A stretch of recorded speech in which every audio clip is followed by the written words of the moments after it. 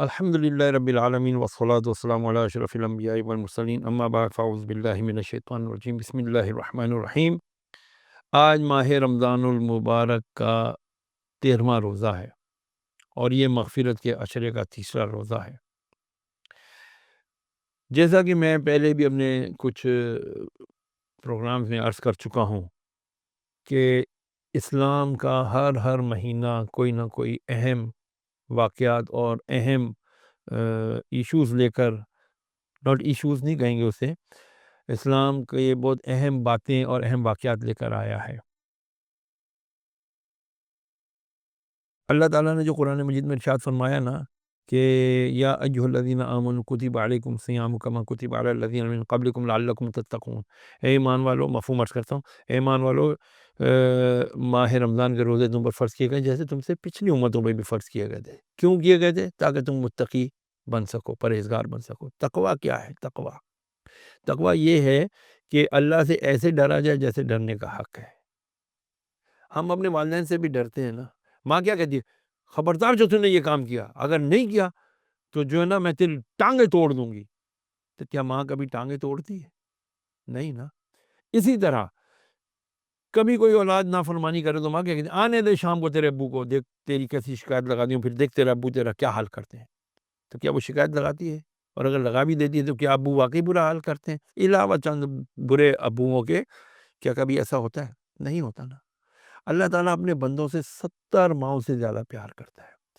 اسی پیار کی وجہ سے تو ماہ رمضان عطا کیا ہے۔ میں آج اسپیشلی یوتھ سے بات کرنا چاہتا ہوں، نوجوانوں سے، کہ ہمارے نوجوانوں کو کیا ہو گیا کہ انہوں نے اپنی اسلامی جو شعار کی بنیادیں تھیں ان کو آج فراموش کر دیا ہے۔ وہ آج دین اسلام کو معاذ اللہ ثم معاذ اللہ دقیانوسی، یا یوں کہنا چاہیے کہ بیکورڈ، یا اس کو یوں کہنا چاہیے کہ بالکل ایسا سمجھتے ہیں کہ یار جو اسلام پر پریکٹس کرتے ہیں نا they are backward people. No they are not, absolutely not. اسلام تو وہ پیارا مذہب ہے کہ جس پر آج بہت زیادہ ریسرچز ہو رہی ہیں، اور اگر آپ اٹھا کر کے دیکھیں، گوگل کریں آپ، یا آپ اے آئی سے خود جا کر کے چیٹ بوٹ پہ، چیٹ جی پی ٹی پہ بھی جا کر کے پوچھ لیں کہ بھئی دنیا میں اس وقت سب سے زیادہ تیزی کے ساتھ پھیلتا ہوا مذہب کون سا ہے، جواب ملے گا the fastest growing religion is Islam of the times. آج کل اس وقت کیوں ریسرچز ہو رہی ہیں اس کے اوپر، اس کی نیومیریکل میریکلز کے اوپر بات ہو رہی ہے۔ قرآن مجید کے نیومیریکل جو اس کے نمبرز ہیں، نیومرولوجی جسے ہم کہتے ہیں، کہ اس کے اعداد کے اوپر، علم العداد کے اوپر، علم ہندسہ کے اوپر گفتگو ہو رہی ہے، ریسرچز ہو رہی ہیں، فلکیات کے اوپر ریسرچ ہو رہی ہے کہ کاسمولوجی کیا ہے، یہ کاسموس کیا ہے، یہ جو پوری اتنی بڑی اللہ تعالیٰ نے کائنات بنائی ہے اس کی حقیقت کیا ہے، اور اس کے اندر کیا کیا راز چھپے ہوئے ہیں۔ یہ ساری آج موجودہ سائنس ان رازوں کو آشکار کر رہی ہے، ایکسپلور اینڈ ایکسپوز کر رہی ہے۔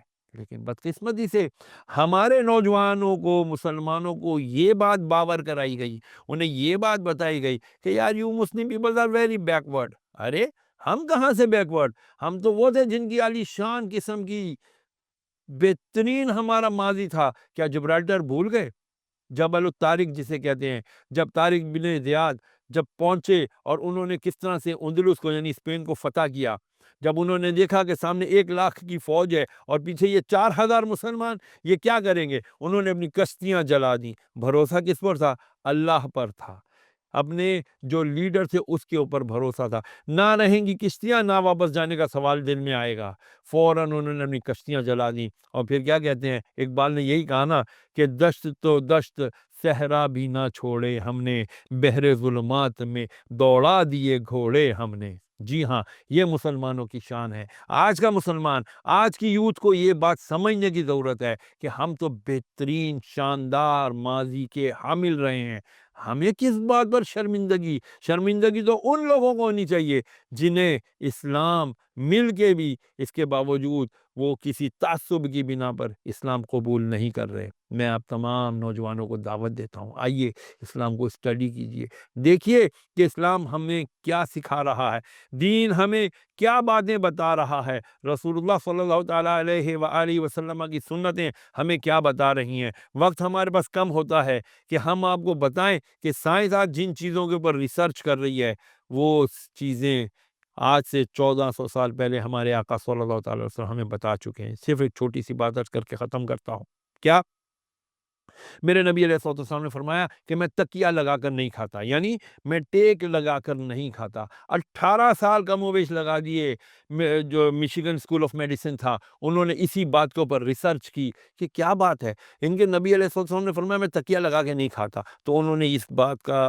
جو ہے اس بات کو انہوں نے ایکسپلور کیا کہ ہمارا جو back side of the brain ہے، جدھر میڈیولا ہوتا ہے، جو کمانڈ اینڈ کنٹرول سسٹم ہے، جو ہمیں کنٹرول سسٹم دیتا ہے، باریک باریک شریانے ہیں، وینز، باریک باریک آرٹریز جو ہیں جا رہی ہیں اور وہ جا کی کمانڈ لیتی ہیں، ان کو پلسز، دھڑکن کی صورت میں ان کو کمانڈ ملتی ہے، کمانڈ کرتا ہے چبڑے کو چباؤ، پھر سلائیوا پیدا کرو، اس کو پیسٹ بناؤ، اس کو اسوفیگس نہیں بلکہ فوڈ پائپ سے جو ہے نا اس کو اندر لے جاؤ، پھر یہاں سے پینکریاز اپنے کیمیکلز اور وہ جو انزائم ایکسکریٹ کرتا ہے، اور ہوتے ہوتے ہوتے جب وہ ہمارے میدے میں پہنچتا ہے تو پھر میدا اس کے اندر جا کر کے بات کرتا ہے، اپنے کام کرتا ہے، اور اس کے اندر سے جو انرجیز لینی ہوتی ہے وہ لے لیتا ہے، اور ویسٹ پروڈکٹ کو جو ہے وہ لارج انٹسٹائن کے ذریعے سے باہر کر دیتا ہے۔ کہتے ہیں کہ جب ٹیک لگا دی جاتی ہے تو وہ جو کمانڈ اینڈ کنٹرول سسٹم ہمیں کمانڈ دیتا ہے کہ بھئی یہ کرو وہ کرو، تو وہ باریک باریک شریانیں دب جاتی ہیں، کمانڈ کا جو ہے نا پورا پیغام آگے نہیں پہنچتا،